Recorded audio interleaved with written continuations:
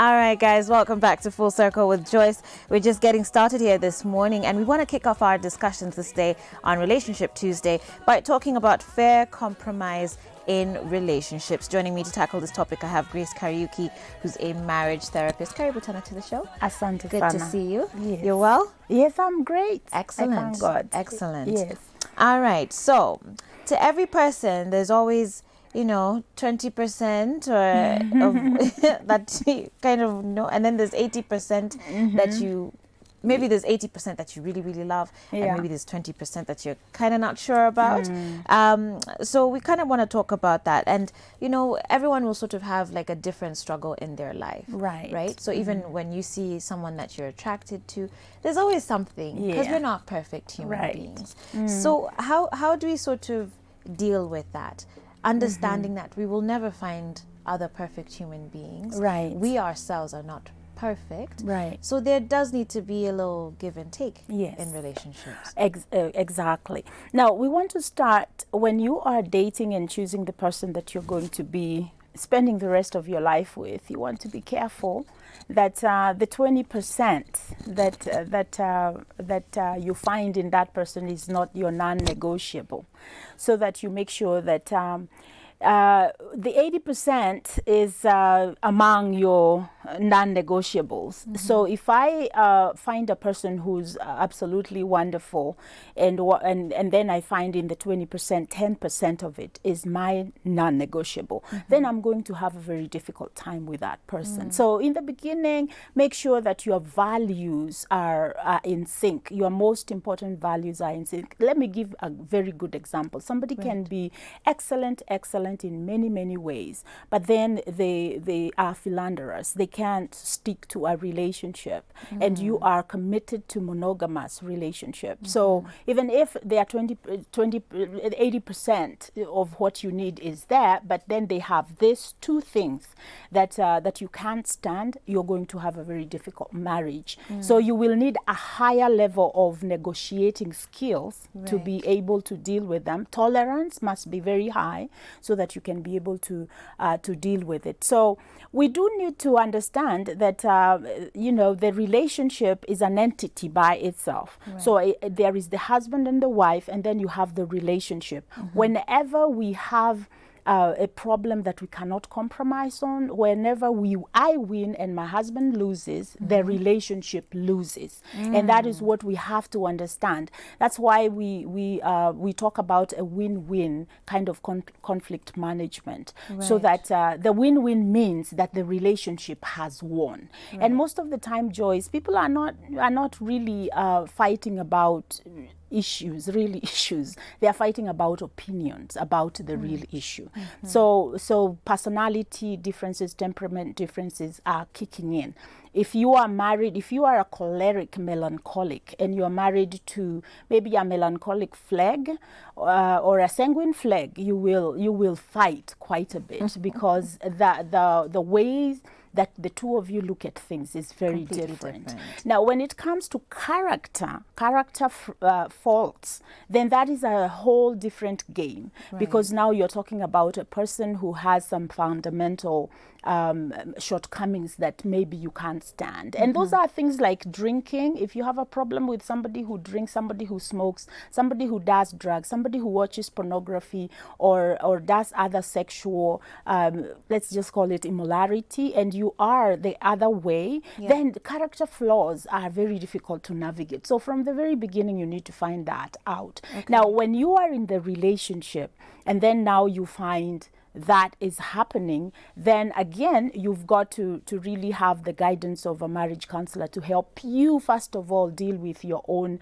disappointment, your own feelings about being in a marriage where you are, as Christian, we would say, unequally yoked as far as your character traits are and as far as your values are. Generally, if you're doing the compromising, the 80-20%, it's about your ego. And so we will have to learn how to be thinking about what Jesus said, do unto others as you would have them do unto you. I will say that it's going to be perfect if the two people really have a goal to compromise. But if you don't have a goal to compromise, then it's going to be very difficult, because then you get into codependent relationships where one person is giving a lot and the other one. So, and it doesn't look that way, because this is more emotional than it is, you know, you are giving more money and I'm giving less. It's not about that. It's about the emotional agreement, so that my emotional needs are being met, and your emotional needs are being met through our walk together, so that it's not like there are people who use anger to have control in a relationship, and there are people who use silent treatment to have control. And so in those two cases, people are not getting their emotional needs met. Time tends to cool down the pain, but it doesn't heal it, because a wound has been put in there, and now the person has to is limping through the relationship, because they are not getting their needs met. So I would say that if you can learn how to be selfless, and to really understand the word love. Love is an action. It's about giving more than receiving. And I tell couples all the time, you get back what you give in. And if I'm giving my all, and I'm loving you, I'm being kind to you, I'm not holding onto grudges, I am not punishing you, and I'm dealing with our conflicts in a way that is rational and in a way that is mature, then we will create that environment. So everybody has to have that look in the mirror. What is it that I'm bringing to the relationship that is causing us not be able to compromise? I think that's a powerful statement you make, that love is more about giving than it is receiving. And that for relationships to really thrive, it calls for us to be selfless. But what would you advise the people who are doing their very best to give, and maybe it's like they're just, you know, shooting in the dark, and it's not being reciprocated, because everybody sort of has their limit, right? How do you sort of advise such a person? Because this is where we really talk about love being a choice, and it's a choice to keep loving even when it's not being reciprocated. At that point, is that appropriate for someone to say, you know what, I think I'm giving too much in this relationship? Now let's talk about boundaries for a little bit. Young couples, when you're starting off your life together, even in the courtship days, before you say the I do's, you do need to have real clear boundaries. If you find that you are giving more than the other person is giving, first of all, understand your partner and find out whether this is their personality. For instance, when we are dating and when we are courting, we are not living together, hopefully, as believers. We are not living together. So you will see little things like they forget appointments, they don't take seriously what you say, they don't show much interest in you. If we have to go out, it's me who always initiates.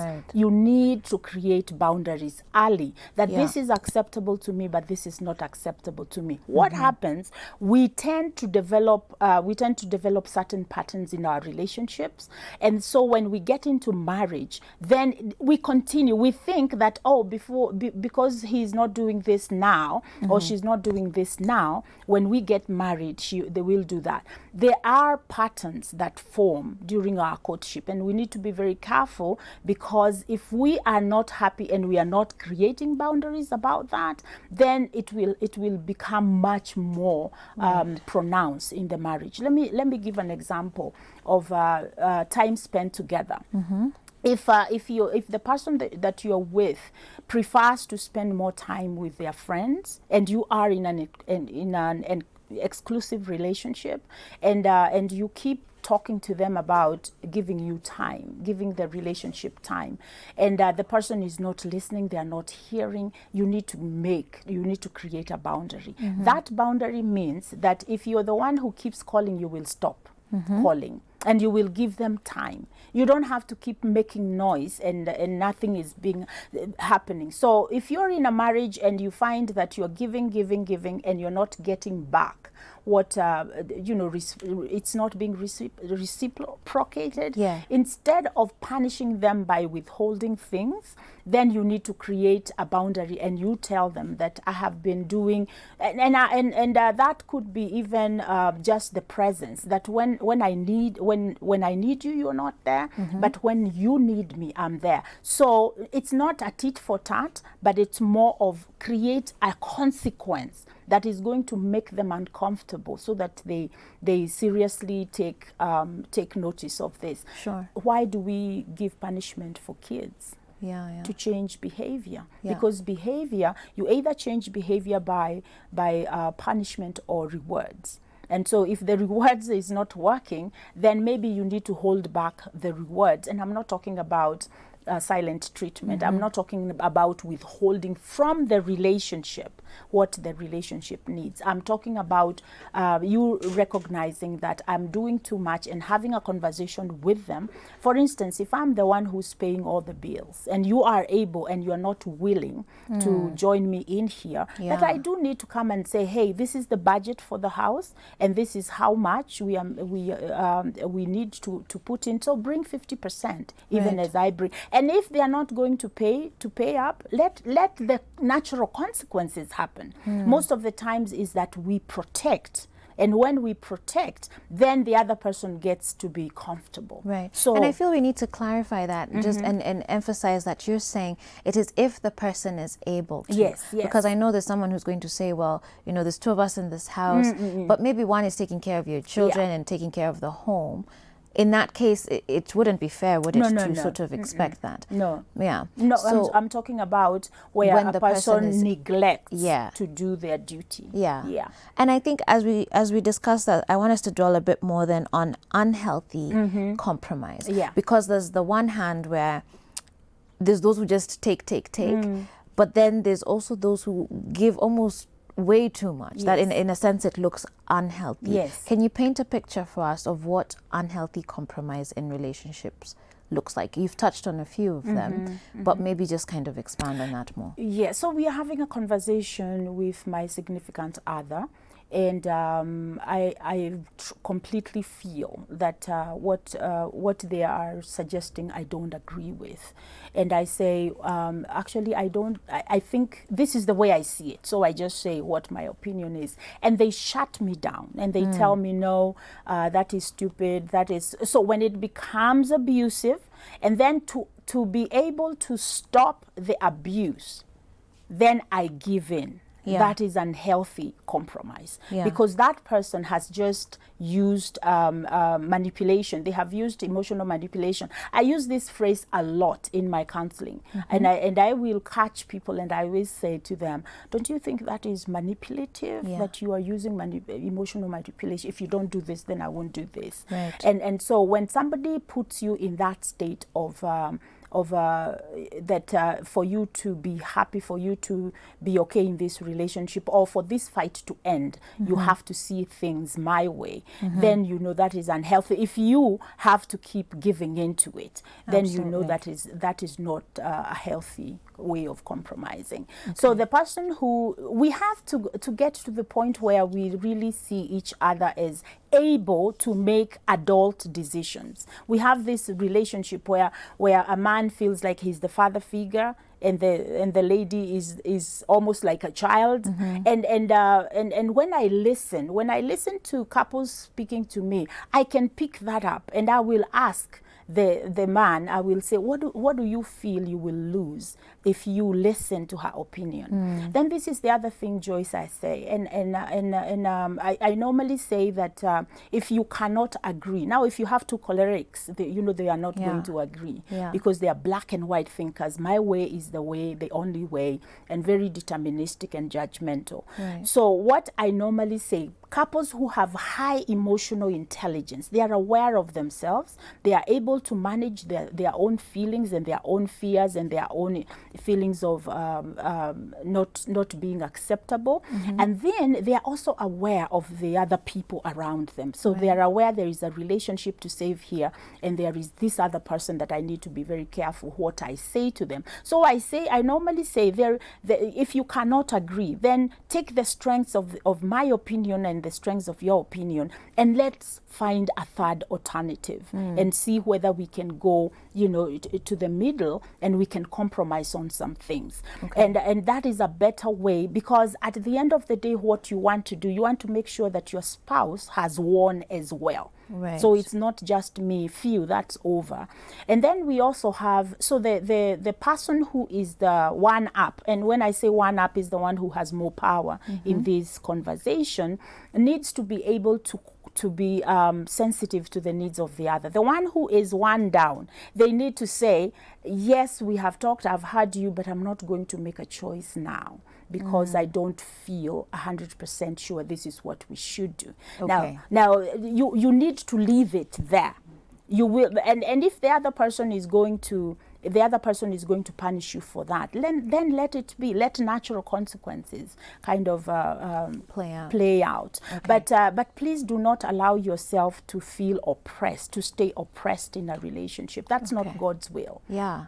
Guys, we're going to take a short break right now, but when we come back, we're going to continue this discussion with Grace Kariuki, who again is a marriage therapist. We've been talking about fair compromise in relationships, and I want to hear from you guys. What are some of the issues that you guys are struggling with in your relationships? You know, giving and taking. What do you feel maybe are things that you're uncomfortable with, that you're kind of struggling with right now? Grace is still going to be joining us in studio, and hopefully we can answer some of those questions. So keep the SMSs coming in. 22999 is the SMS line. You can also comment on our Facebook page at Switch TV Kenya. We have a post out there with Grace, and you can give your comments right there below. So with that said, we'll be back in just a bit. Stay tuned.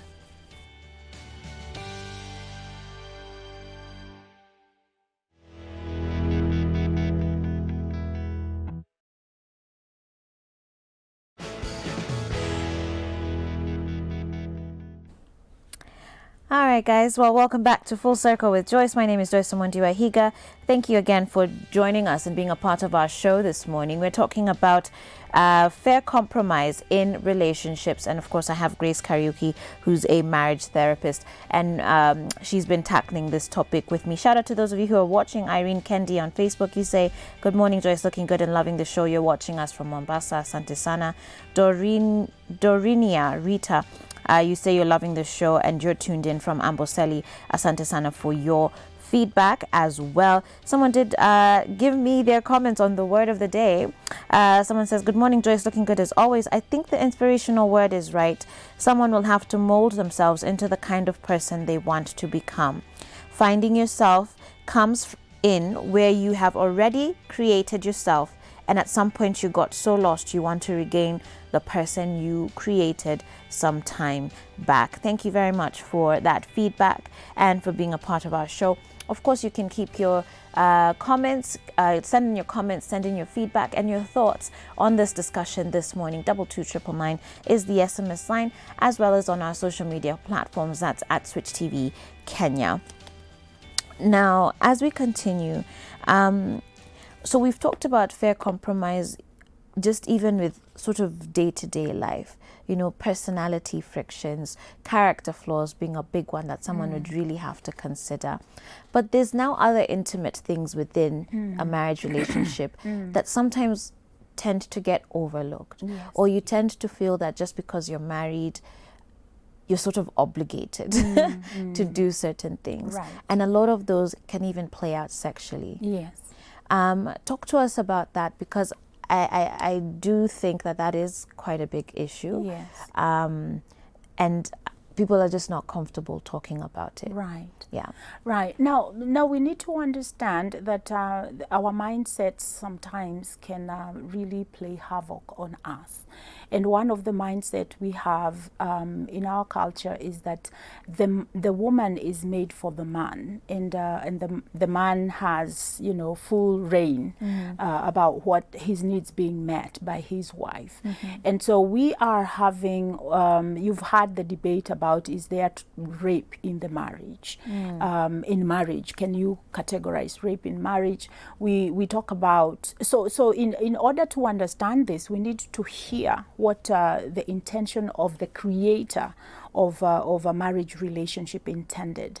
And he intended for people to be mutually satisfied. Right. And this relationship is going to be give and take, and you take care of my needs, I take care of your needs. And we see in the New Testament the picture of Christ dying for the church, and he equates the marriage relationship that you men shall love your wives as your own body, and you will even sacrifice yourself, even as Christ died for the church. And you women are going to submit and honor your husbands and in Christ. So the phrase here is in Christ. So if your husband is asking you, and it can also be women who have a very high sexual drive, and they are not getting the orgasms that they want to get, they might suggest to their husbands that use this toy to whatever. And we need to understand that you cannot be selfish in this marriage relationship.